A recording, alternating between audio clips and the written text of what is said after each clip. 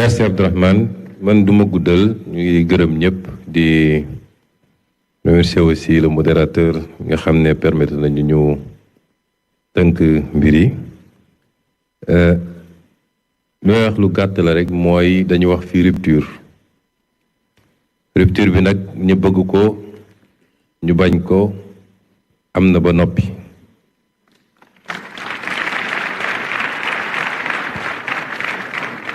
te luy jëm kanam rek la parce que ñun ni ñu defee politique ba egg si fii ni mu wuuteeg li ñu xamee woon noonu la ñuy wuutee ci ni ñu yoree réew mi am na ci élément rupture yoo xam ne li ñu def ci ndigalu président de la république mooy càmbar caytu la ñu fekk ci réew mi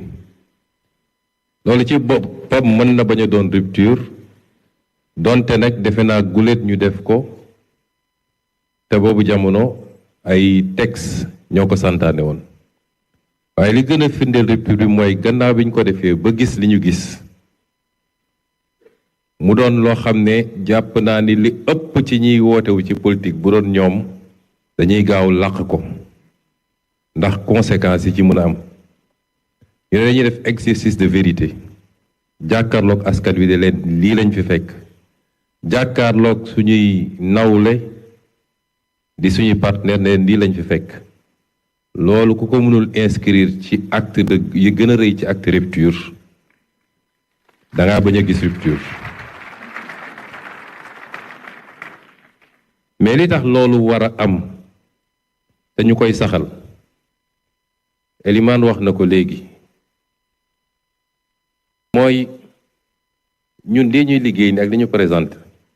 du président Bassirou Diomaye Faye moo koy porté de du premier ministre Ousmane Sonko moo koy porté mais askan wi la ñu bëgg mu porté ko askan wi ndax su ko askan wi porté wul rek mënoo am benn chance de succès mooy quelques bureaucrates yuy tëju am seen document téye waaye boo génnee ci askan wi laaj leen dañ naan ñun xamuñu lu xew consultant bi day wax souvent ni boo demee Malaisie wàcc aéroport jël taxi boo laajee taximan bi ci Pulau Mahathir na la ci wax lu bari mais boo ñëwee Sénégal waxuma la nga wàcc jël taxi waaye dugal ci bureau yi ñuy ne intellectuel lañ nga laaj leen plan bi fi newoon balaa ñuy ñëw mën nañu ci génneel ñaar wala ñetti aspect kon kan nga planifier parce que on planifie pour le peuple te peuple bi moo ko rapporté moo tax ñuy dalal xel ni lii premier acte kese la président de la République dafa joxe ndigal ni rapport bi ñuy tiire nañ ci bind provisoire loolu la joxe comme ndigal ñu bàyyi diir bu gàtt ba xam ndax dina am des remontées ay input yoo xam ne mën na enrichir document bi loolu bokkul ak panel yeeg séminaire yeeg porte à porte yeeg yi nga xam ne dañ ko war a def pour nit ñi gën a xam fan la ñu fekk Sénégal ak fan lañ ko bugg a yóbbu en 2050 donc la démarche elle a été inclusive déjà mais elle va l'être jusqu'au bout étant entendu nag ni en démocratie bu ñu fàtte mukk ni acteur politique day ñëw ak profession de foi ñëw ne askan wi lii laa leen proposé wóoru leen ma ngeen jox ma déroulé ko donc ce sera fondamentalement l'expression et la transcription de la vision d'un homme qu'il a présenté à un peuple ñu wóolu ko ci cadre boobu jox ko mandat bu mandat boobu jeexee day dem évaluation ndax li mu déglante woon ak moom def na ko ou déet kon la démarche participative ne veut pas dire la coproduction d'un programme c'est un programme d'un président de la République moo tax loolu ñuy ut moo tax il faut ñu am un consensus national fort teewul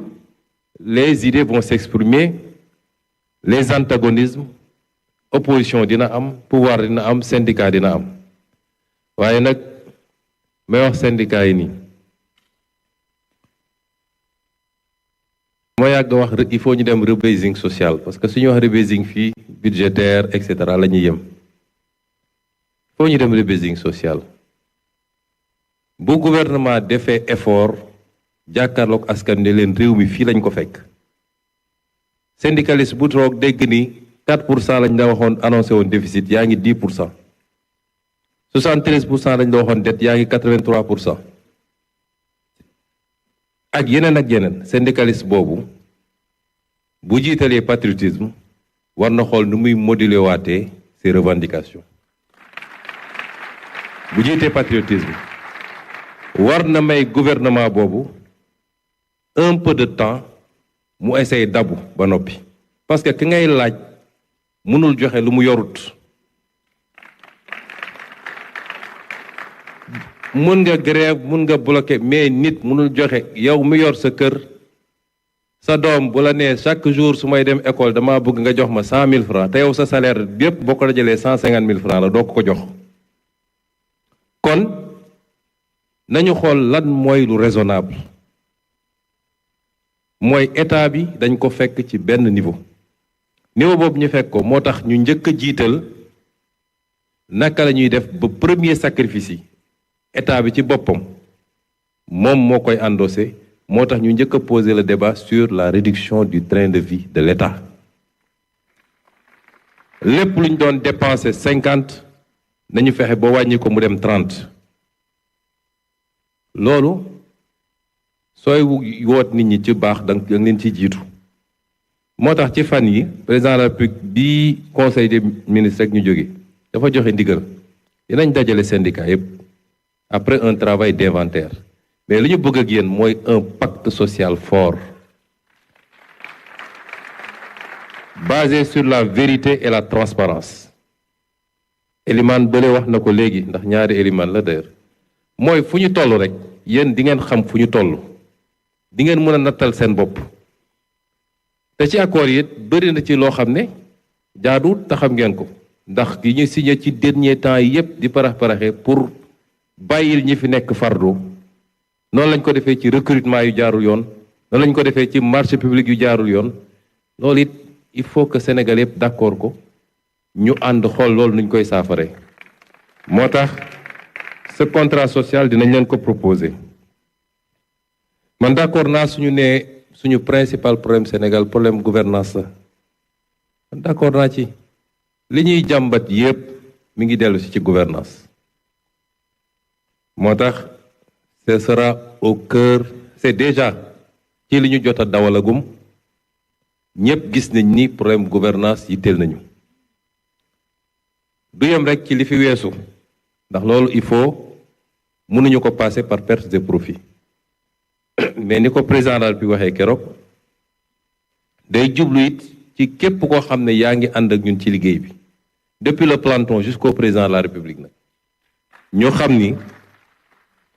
ku ñu confier responsabilité dërëmu askan wi la loolu réew mu la ko gën a réussir mu la gën a développer rawatina nag réew yoo xam ne sa koom sa doole bariwul kenn ku ne bëgg di damm ci poosam loolu mënul ne et donc loolu aussi on est tout à fait d'accord wax nañu def nañu diagnostic ñëpp gis nañu diagnostic bi da nga koy lënkale waat ak li ñu wax ci état des lieux bi ñu fekk réew mi moo tax loolu mënul ànd ak li sama yaay ji wax gis nga na gaaw rek moo ñu andi fi ñu nekk nii na gaaw rek moom xam na ni ceeb soo koy bay da ngay jëmbët dem repiquer man bay naa ceeb xaw ma ndax yéen vallée bi di ngeen repiquer nga delluwaat repiquer bàyyi dem toog bàyyi temps bu mu màggee di ko surveiller nag pour picc yi bañ a jaar foofu ba mu yegg fu ñu ko war a góobee nga góob doog a dem yóbbu ci machine loolu est-ce que dañ koy def ci benn fan gis nga na gaaw kuy gouverner rek bëgg nga mu gaaw parce que da ngay bëgg gaaw am résultat askan wi kontaan mais loolu wala yóbbee ci paraxe ku ñu fal premier jour bi nga toog yaa ngi naan dans 5 ans nag war naa taxawaat jàkkaarloog réew mi donc il faut ma gaaw def ay affaire mooy andi nga dem lépp lu ëpp la réew mi àttan pour tabax ay bâtiment tabax ay stade tabax ay tali ñu ne wiiw liggéey na waaye laa ngi fi bàyyi loo xam ne say sëtaat sax duñ ko àttan moo tax kuy tabax da nga koy def ci tey ak dal li am solo rek mooy étape boo toll rek na nga ko def ba mu mat sëkk ba sécuriser ko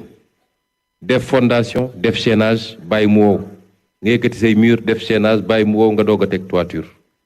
ci jamono ci loolu la ñu woo Sénégalais teewul nag loolu sax da nga may jox occasion ma leeral dara ndax Sénégal dafa bëri dafa am ñoo xam ne dañuy bëgg a seppi dara ci contexte am yóbbu ko fu mu yeggul suñu nee vision 2050 tekkiwul dañ ne Sénégalais toog leen di muñ ba 2050 loolu tam il faut mu leer ndax gars yi loolu la ñuy génn di wax nee na ñu ngi na ngeen muñ ba 2050 déedéet nun dañoo bëgg étage immeuble 10 étages waaye nag jàpp nañ ni weer wu ne wala ñetti weer yu ne mën na am benn étage pare donc mais 2050 10 étages yi dina mat loolu moo andi vision 2050 mais ñu teg ko génne leen déjà juróomi at yi jiitu lan lañ ci fas yéene def te ku ko gis xam ni lu ambitieux la kon yu mel noonu jar naa leeral xam nañu fi ngeen di waxee bu baax a baax a baax waaye dañuy woo sénégalais ñu ànd ak tey ak dal ak muñ ndax li yàqu démb la yàqu ba noppi feebar balaa muy feeñ ci yaram ñuy gis picc naan picc bi lan la fekk dugg na ci yaram bi bu yàgg boo ko bëggee faj nag ndànk-ndànk nga koy faje wax nañu mbirum souveraineté ku xam suñu combat politique xam ni souveraineté moo ko lal ak patriotisme ci bépp xeetu souveraineté te dina firndelu ci ni ñuy doxalee waaye dafa am yoo xam ne boo koy liggéey ci document yu mel ni du lépp la ñuy exposer au détail du lépp la ñuy exposer au détail te léeg-léeg dañuy wax kuy yoot du sëqët waaye lépp lu ñu mën a jël position ne li moo ci suñu gis-gis dañ ko doxal ba mu mat wax nga léegi mbirum monnaie mais ñun biñ ñëwee dañoo fekk suñu position dafa mës a nekk di monnaie bii la ñu soxla pour defar réew mi suñ ko mënee am ci cadre yi ñu fi fekk ba pare wasalaam ndax cadre yooyu dafa doon ensemble sous-régional yu ñu liggéey pendant des années am na lu ci manqué waaye am na aussi ay atu yu am solo bu ñu naxantee ba sonn mënuñu ko fa am dinañ jël suñu responsabilité xam nga loolu lañu yàgg a wax waaye ñun biñ ñëwee toog dañoo ñëw rek fekk ñiy liggéey ci loolu notamment la banque centrale ñëw présenté ñu ay liggéey yoo xam ne def nañ ko ba pare yoo xam ne la ñuy mbébét ñun lépp ci monnaie ma nga ca loola kon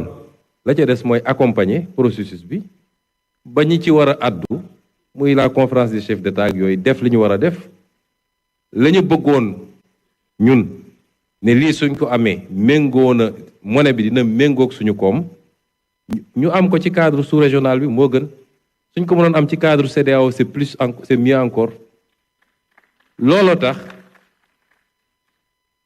dugg na ci document bi peut-être feeñul ci présentation bi mais document rapport bi suñ ko tiiree di ngeen ko gis mais lu ñuy liggéey la méthodiquement graduellement parce que c'est des questions d'une particulière sensibilité mais musuñoo dellu gannaaw ci li nga xam ne moo ne woon suñu position kon yii laa bëggoon ci gàttal yokk ci xalaatin bi mais li ëpp solo ci li may wax man mooy lancer un appel aux Sénégalais son excellence le président de la République dina wax ak askanam réew la koy defar mooy am njiit yu am gis-gis te jub muy benn am gis-gis te jub te lii ñu fi exposé tey am na ko wax léegi différence bi dinañu bàyyi aux experts le soin ñu jël li fi nekkoon li ñu fi jëlee ñu comparer kook li ñu andi nun def nañ liggéey boobu ba pare de mais c'est pas à nous de le sortir tout de suite parce que vous nous direz que c'est subjectif mais ñu bàyyi leen ñu jël li fi newoon comparer kook li ñu andi dinañ gis ni ça n'a rien à voir muy benn am gis-gis loxoy set bu loolu amee ba noppi nag ñu jiit yi baax te amuñu une masse critique du peuple qui comprend les enjeux et qui fait bloc derrière eux dina jafe ñu tabax kon askan wi la ñuy woo ñu def bloc derrière son excellence le président Diomaye Faye def bloc derrière le gouvernement ñu jublu ci liggéey bi brique après brique fi neñeen ñi jaar ñëpp ba egsi fii ñu egg ñoom ci tànk yooyu la ñu teg Sénégal fi mu toll nii doon te bëggoon nañ buñ koy door ñu fekk au moins li ma wax keroog ci conférence de presse bi fekk réew mi nekk au rez-de-chaussée ndax dañoo ñëw fekk ko au 3e sous-sol foo ñu remonter pente bi waaye à un peuple déterminé rien mais absolument rien n'est impossible kon loolu mooy fi may daanale ñu ngi leen di gërëm leen sant merci